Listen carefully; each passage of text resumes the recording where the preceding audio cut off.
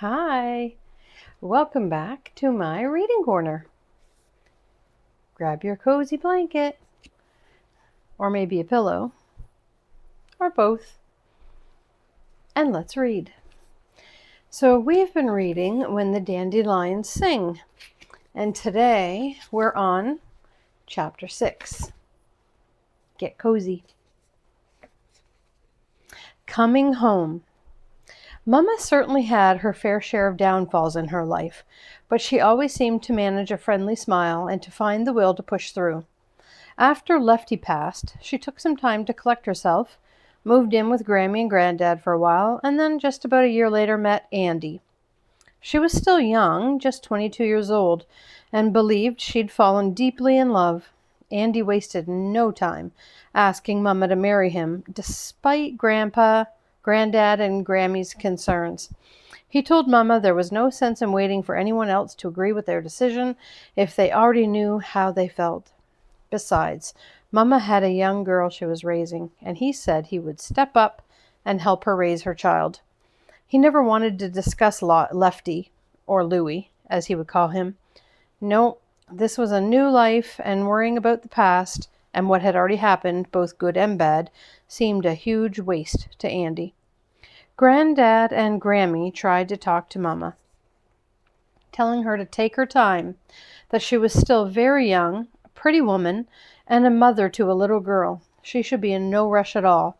If Andy truly loved her, as he said he did, they would have plenty of time to get married and have the family Mama always desired. Love would make sure of that.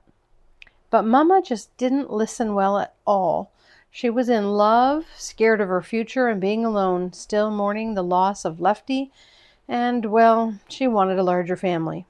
She wanted to have more children and own a nice house with a good yard and different colored flowers on the front porch with a porch swing. Birthday parties with friends and all of that. She wanted a decent life, and this, in her mind anyway, was how to get that.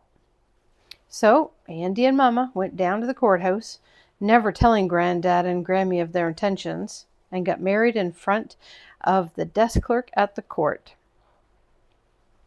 Some old senile judge married them, with Mama in a soft teal-colored dress with teal shoes, and Andy in his nicest pair of blue jeans and a button-down powder blue shirt. It was the only nice shirt he owned. The ceremony, if that's what you would call it, lasted an entire 8 minutes, and Mama was legally married for the second time. Mama found a place just in town, and Andy stopped by one afternoon, put a small deposit down, and they had a place to call their own. The rent was cheap, and it quickly became apparent why. The place smelled of mildew all the time, and the walls seemed to be paper thin. They could hear all the other obnoxious tenants in the building talking and flushing their toilets. Mama hated it and felt horrible that she had been the one to find it. But she just wanted a place to call theirs, a place of their own. Andy didn't particularly care. He was always working on his ideas and projects. When he did come home, Mama would find him sitting up on the dining room table with papers spread out all over, jotting notes here and there and making drawings of something he just had to get out of his head. It wasn't that he didn't have good ideas. Not at all. It was that he had no idea how to get those ideas from his head to paper to fruition.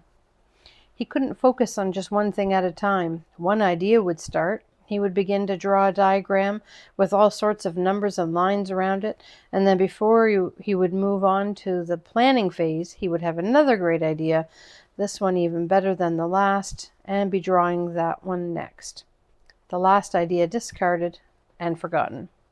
Their dining room table was always covered by half-scribbled drawings, lead pencil writings, and cardboard cutouts. There was never room to actually eat at the table. Mama didn't mind. She really had felt initially Andy would come through. He was smart, smarter than her, she thought, but Andy just didn't have ambition. He had no drive. He wouldn't take advice from people. He knew better than everyone around him.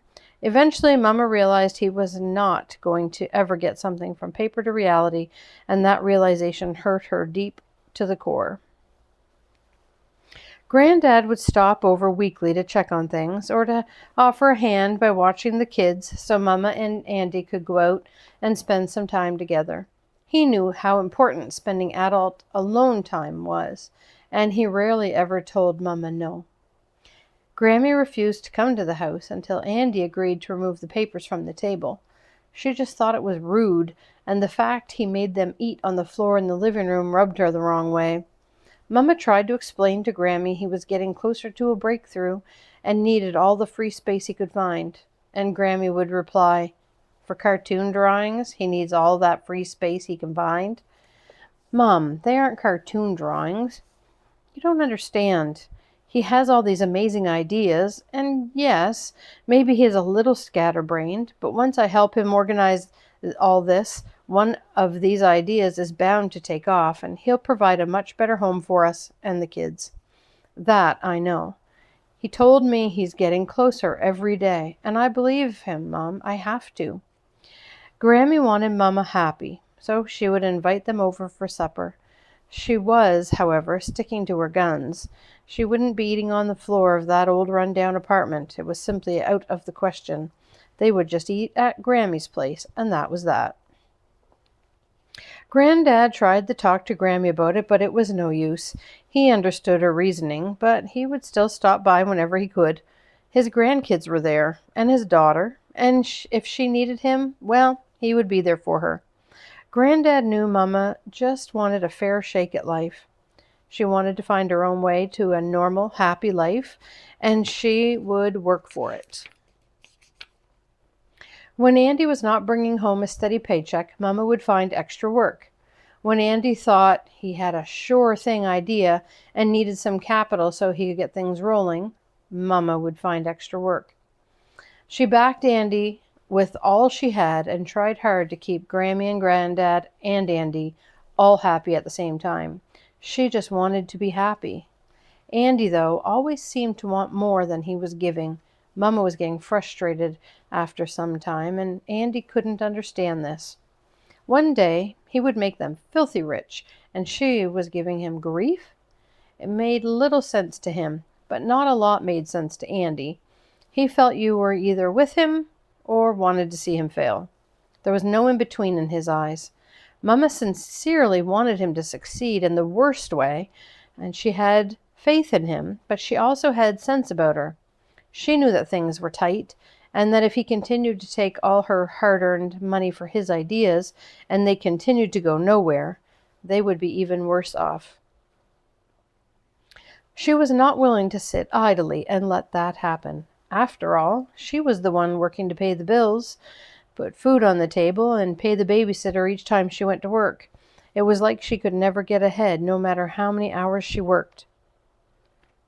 So, when Andy decided not to stick it out and took what little they did have, including the dining room table, Mama was hurt, but not surprised. She had given it all she had, and despite her best efforts, she simply couldn't make things work. At least she could stop giving him money for his half ideas that she knew, in her heart, were going nowhere. She was embarrassed when she had to tell Grammy, but Grammy never made a fuss. In fact, Grammy never said much at all. She knew her daughter was a hard worker with a big heart and someone with the best intentions, even if she was thick-headed and didn't take the advice Grammy knew was right. She knew Mama had to learn things for herself to grow. It was these lessons, she thought, that would help Mama make better informed decisions in the future. These lessons that would allow Mama to maybe listen to Grammy and Granddad a little more when they told her what they thought. Grammy knew she had not always made the best decisions, so she knew Mama would not always make them either. Mama knew Grammy didn't like Andy. She knew she was so angry at him that if she seen him after this, she would staple his tongue to the roof of his mouth, but she also knew that Grammy loved her. That Grammy was proud of Mama for all she had already been through at such an early age.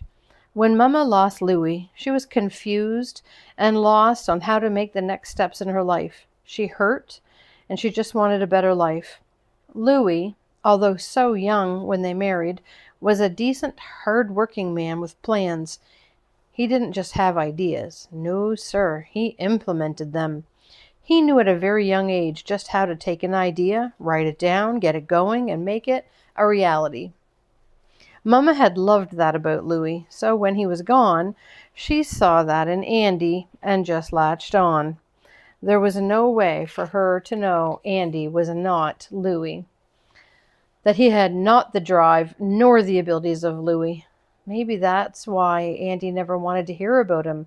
Maybe he was jealous that Mama had someone who knew how to do what he didn't. Maybe he knew Mama still loved Louis and missed him, although she tried not to bring it up in front of Andy. Maybe he just knew he would never measure up. Mama, after delivering Davy, went over to the apartment with Granddad and his truck. When they opened the dingy front door, there was nothing but some scattered papers on the floor, a broken desk lamp with no shade in the corner, and an old orange and brown chair, ripped and beaten, where the TV had once been.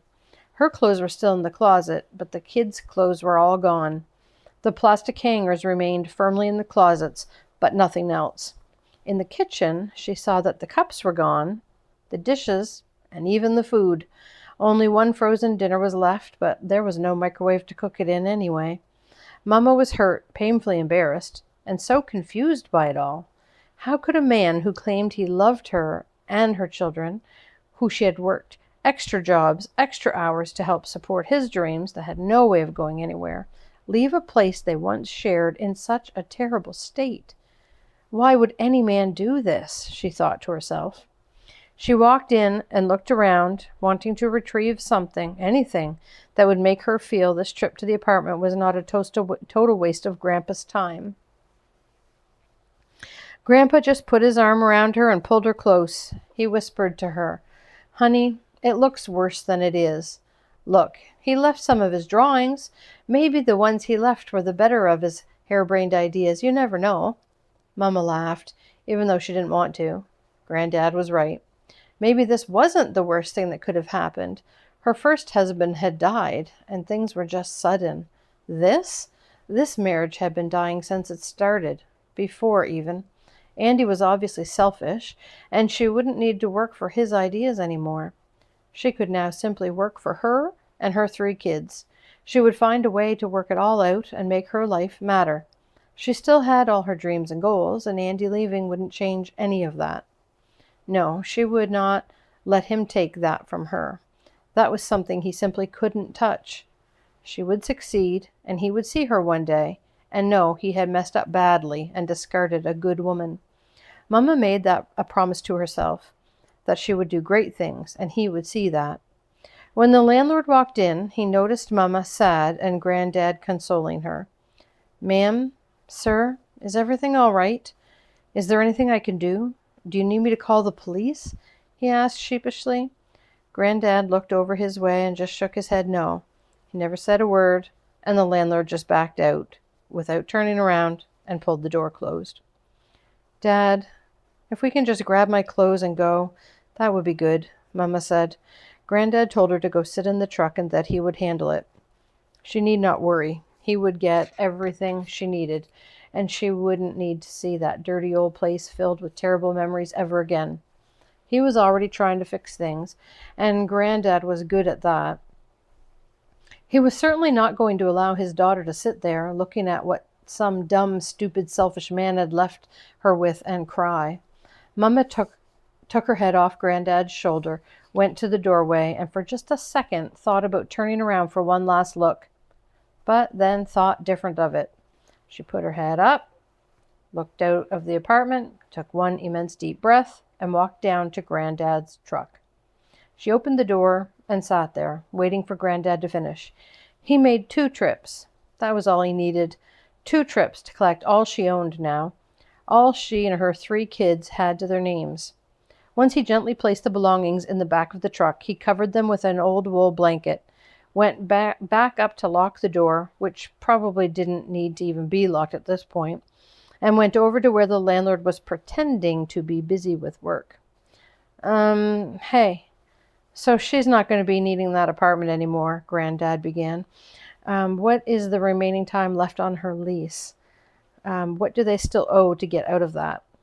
The landlord looked as if he were thinking of when they had signed the lease and calculating the numbers in his head. Then he said to Granddad, "If you can pay through the end of next month, I think that would square things away. I can get another 10 in, and a fee for a cleaner to come in, and we'll call it even," he replied to Granddad.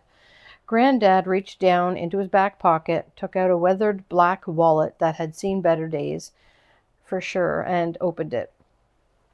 Gave the man enough to cover the current month, the next month, and extra money to cover a cleaner, although it wasn't like the place was clean when Mama had first moved in. Granddad was just elated to get Mama out of the lease and be done with it. When he finished, he shook the man's hand firmly to seal the deal, put his tattered wallet back in his back pocket, and walked down to where Mama was sitting in the truck, looking straight ahead. He opened the driver door, looked straight ahead as well, and told Mama, "I think it's best you and the kids come and stay with me and your mom for a while. Just until you find another place of your own again. There'll be no rush at all. We love the kids, and, well, Grammy would love nothing more than to have them over there with her. She could watch them while you work. It would save you money on a sitter, and we could cook supper so you didn't need to rush home to do all of that. What do you think, DB?" Neither was looking at the other. They both just kept staring straight ahead as if they were fixated on the same marvelous creation in front of them. And finally, Mama broke her stony silence. "Dad, I'm sorry. I'm sorry I didn't listen to you and Mom. I'm sorry I rushed into things with Andy, and now you and Mom need to bail me out yet again." "I promise, Dad, I'll do better. I will pay the rest of the rent. As soon as that is all done, I will find another place and make it work. For now, yes, I think the kids would love to stay with you guys, and it would help me a lot. A lot. Well," Granddad continued, "I spoke with the landlord, and it turns out he didn't want any more money. He just said he would get a renter right away, so there was no final payment needed. He is letting you out of the lease, so let's just go home, and we can figure this all out later. We have lots to do and the attic rooms to set up for the girls. We can worry about this another time." Mama, I think, knew Granddad had handled the final payment on her apartment, but he wouldn't take credit for that, at the expense of Mama's sturdy pride. He was not the type of man to take credit. No. He was more worried about his daughter and those grandbabies of his. What he had done was simple and a small, rather insignificant gesture as he saw it. Though it was significant to Mama for sure, it was more important for him to let her have her peace and her dignity. He wanted Mama to have one less thing on her mind. Granddad knew Mama would worry and find a way to pay him back, even if he protested repeatedly, so he figured if he didn't tell her, he was killing two birds with one stone. That was Granddad. He had an excellent timing and incredible insight into what was best. Once again, he made Mama feel like she mattered and was not a liability. She was his daughter, and he would ensure she had the help she needed, even if she wouldn't ask for it. And that's the end of Chapter 6. I hope you have a great rest of your day, and I hope you'll join me tomorrow for the next chapter. As always, love and Ann. Bye.